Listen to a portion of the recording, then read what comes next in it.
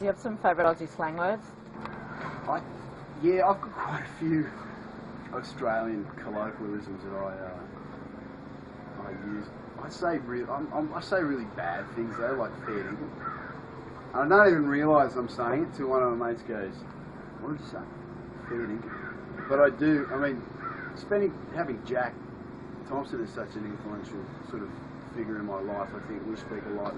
He has really old classic slang, Aussie slangisms, you know, and slangisms. Is that a thing? You know, isn't it? And he sort of keeps them alive for me. I think when I say fair dinkum, I don't say struth. I don't think anyone should ever say struth.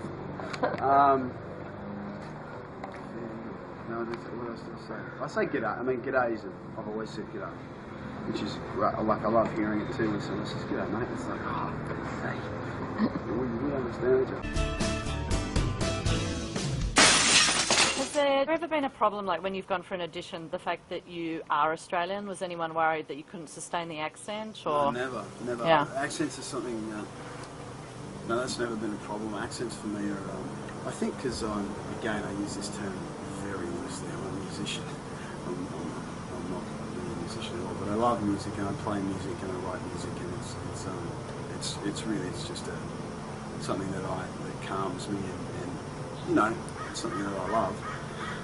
And I've always treated accents like I treat music, and I'm self-taught. I know how to read music, and so I've learned everything by ear, and I have a way of hearing it, filtering it, and then doing something with it. So I sort of do the same thing with accents.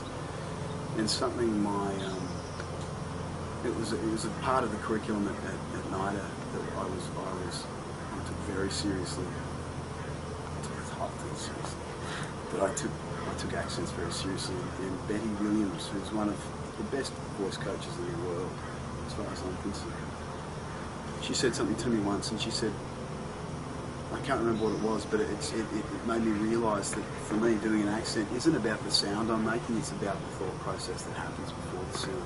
So if you're playing in America, Americans actually think differently to Australians, and Glaswegian Scots think differently to Americans, and Belfast Irish think differently, you know, so on and so forth. And so I believe you really have to find the essence of that people before you can make a sound. And so I try to be as diligent each time I come to a new accent as I was the last time.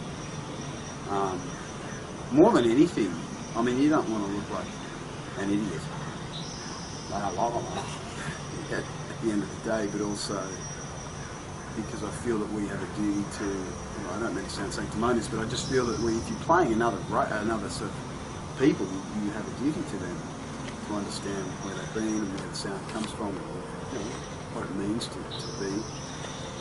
be that. So no, I usually go into the audition in the accent.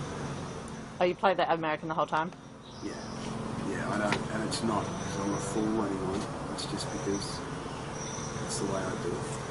And like August Rush, I went in Irish, you know, when I did my auditions, and met everyone in Irish. And because that's the other thing, if you're meeting people in the accent, you've got to be thinking the way, and you know, differently, because it's all improv. So.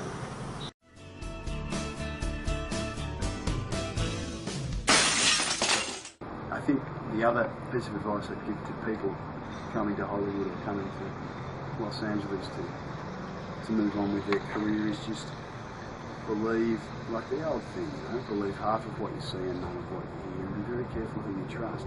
But go in with an open heart and go in with an open mind, you know, and take it all away and trust your gut.